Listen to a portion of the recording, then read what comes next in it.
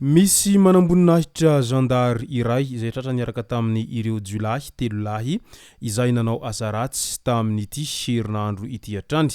Ka ny pitsony mahakasika an'izay ny fakafakaina amintsika atao anatin'ity vidéo ity ka manasa antsika rehetra anaraka an'ity vidéo ity hatramin'ny farany.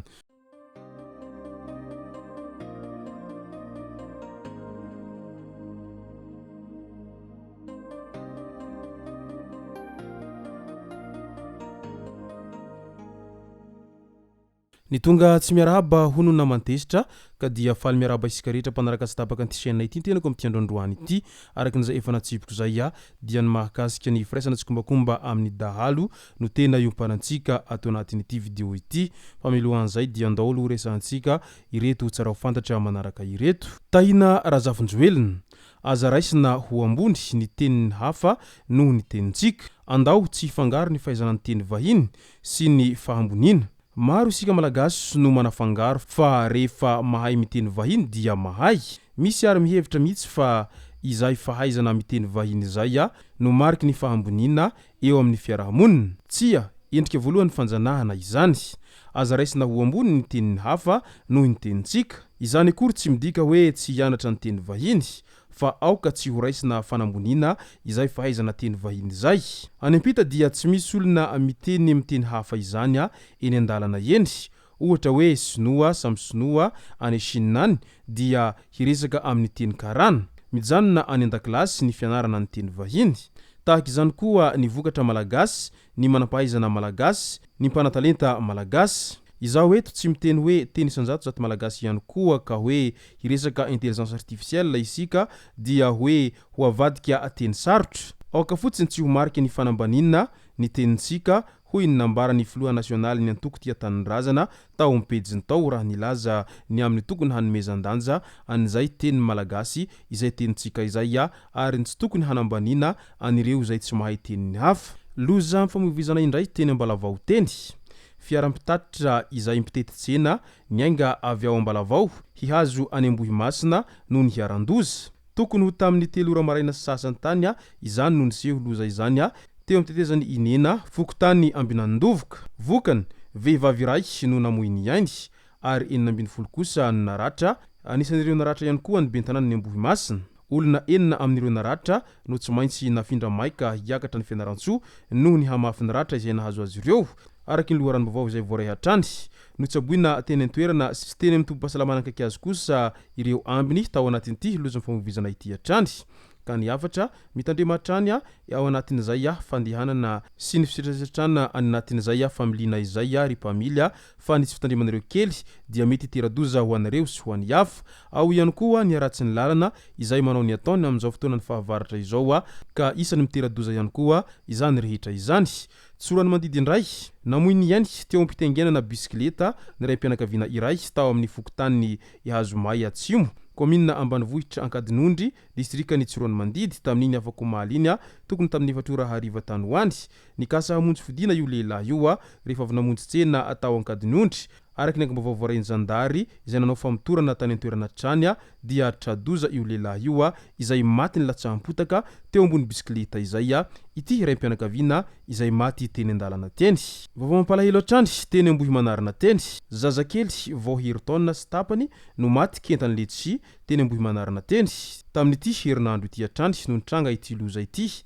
Efa nentinaingana teny amin'ny hôpitaly CSBD fa tsy tana intsony ny ainy noho ny fahasemporana nahazo azy raha ny voalaza ny loharano vaovao hatrany.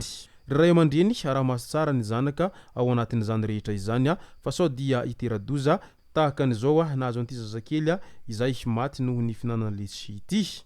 Toetrandro mandritra ny herinandro indray hahazo vahana hatrany amin'ny ankapobeny ny volinandro fahavaratra hatramin'ny fisasahany herinandro. Hanorana tandrifindrohana mety harankotroka amin'ny ankapobeny ho amin'ny afovoan'ny tany ny faritra avaratra ary antsinanany nosy hatramin'ity androandroany alakamisy ity, indrindra ny tolakandro izay tombanana hikisaka any amin'ny ilany afovoany andrefany nosy izany any amin'ny farany herinandro any. Vinavinaina ho maina araka izany ny andro any ankafa manomboka amin'ny zoma ho avy izao.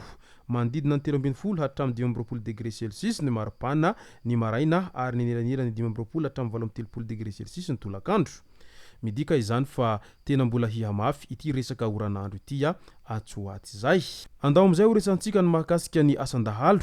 Dahalo mpanakandalana misa 3 no sariny Zandary izay niaraka tamin'ny tanora ary nivoaka ny Belo Siritsirbihina tamin'ny andron'ny Val Desambra 2024 tokony tamin'ny 9 maraina tao amin'ny tanàna antsoina hoe Mahavony, fokontany Antevamena, commune ambanivohitry ny Bekopaka, distrikany Antsalova. Basimborona roa sy bala maromaro, maroboninahitry ny Zandary iray ody gasy maromaro ary fanalahidiny fiara no hita teny amin'izy ireo. Voalazany loharanom-baovao fa efa maro ireo teratany vahiny izay mpizahatany sy malagasy tsotra nahita faisana noho ny asa ratsy ny reto dahalo reto sy namany izay mbola karona amin'izao fotoana izao. Tratra araka izany reto mpanakandalana misa 3 reto izay nahitana an'izay maroboninahitry ny Zandary ny iray tamin'izy ireo tao anatin'izay resaka sakandalana izay nataon'izy ireo zay hatrany ary mipetraka ihany moa ny fanontaniana amin'izao manoloana an'ity nahitana ny maroboninahitry ny Zandary teny amin'izy ireo ity moa ve misy efa Zandary ny iray tamin'izy ireo sa maroboninahitra ny Zandary azo avaiza ilay maroboninahitry ny Zandary izay noentin'izy ireo nangalarina ve sa firaisana tsombakomba izay no fanontaniana mipetraka ao anatin'izany rehetra izany amin'izao ankehitriny izao. Midika izany rehetra izany fa tena tsy mandro fahalemana ny tany amin'izao ankehitriny izao ka na dia efa miezaka manao intso zavatra aza ny mpitandro filaminana sy ny fokon'olona dia mbola misy foana ireo faritra izay tena mbola mahamay amin'izao ankehitriny izao. Indrindra fa ity resaka asan-jiolahy ity dia hita fa tena nahazo vahana tato ato zay na dia efa ao anatin'izay fanaovana aintso zavatra izay aza ny mpitandro filaminana mba tonga ny vahoaka mba handry fahalemana sy mba ho tony eny anivon'ny fiarahamonina eny mba ho afaka hiary ampilaminana izay.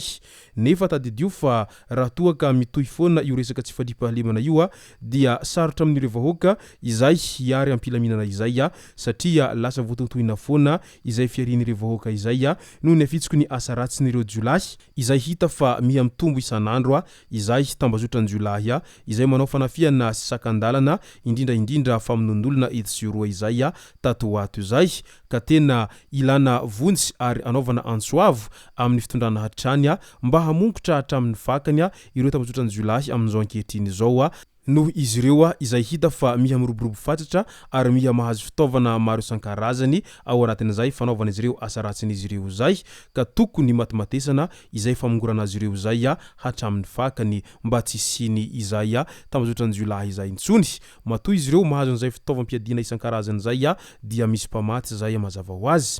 Izay moa no masaka azonarozy tao anatin'ity video ity tomboko lasy tomboko vavy misoratsika rehetra nanaraka an'ity video ity hatramin'ny farany aza dino ny milaiky ny video antsika ary tsara voatrany miabone amin'ny chaîne antsika mba ahafahanareo manaraka tsy tabaka ny video zay lefa nahito isan'andro.